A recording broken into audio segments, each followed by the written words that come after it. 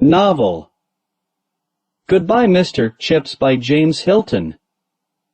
And the chapter is 3. So, let's start.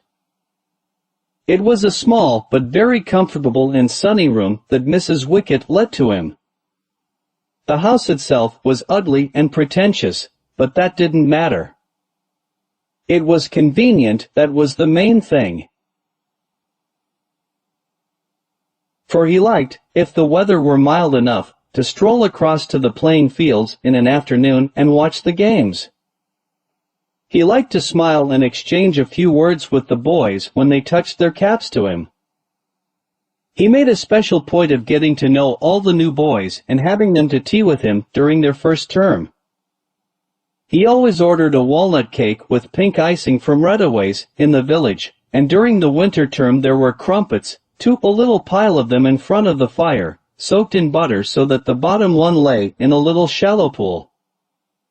His guests found it fun to watch him make tea, mixing careful spoonfuls from different caddies.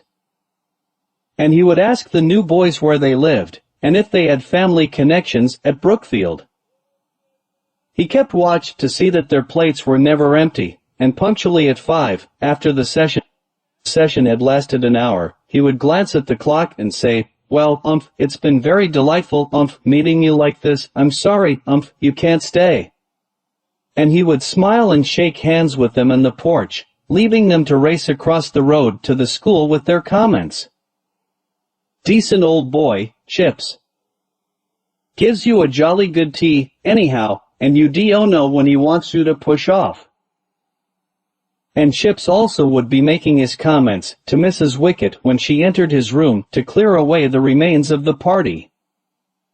A most interesting time, Mrs. Wicket. Young Branksome tells me, that his uncle was Major Collingwood, the Collingwood we had here in, not two, I think it was.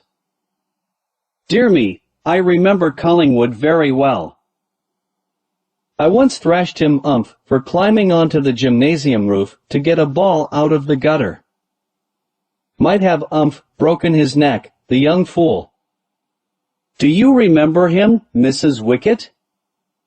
He must have been in your time. Mrs. Wicket, before she saved money, had been in charge of the linen room at the school. Yes, I knew him, sir.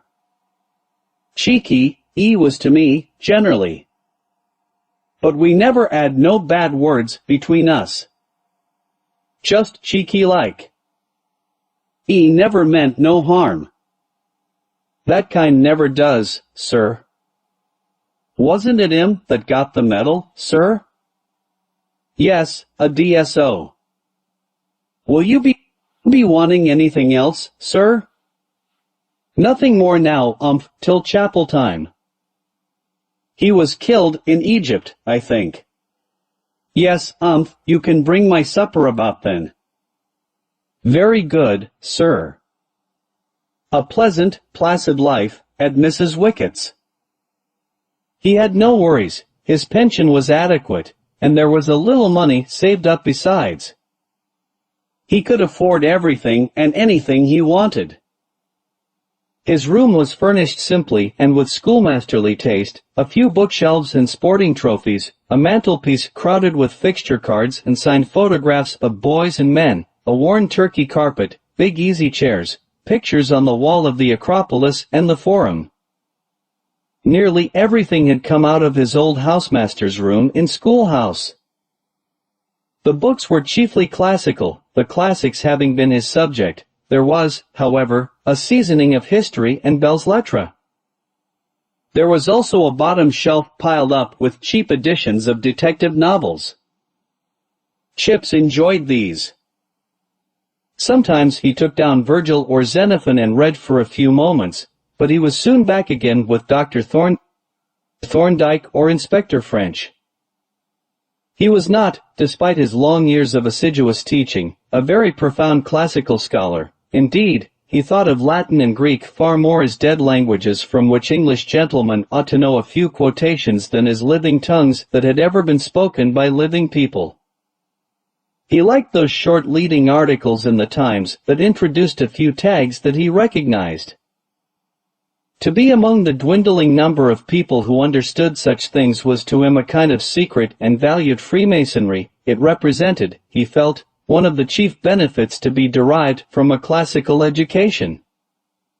So there he lived, at Mrs. Wickett's, with his quiet enjoyments of reading and talking and remembering, an old man, white-haired and only a little bald, still fairly active for his years, drinking tea, receiving callers, busying himself with corrections for the next edition of the Brookfeldian Directory, writing his occasional letters in thin, spidery, but very legible script.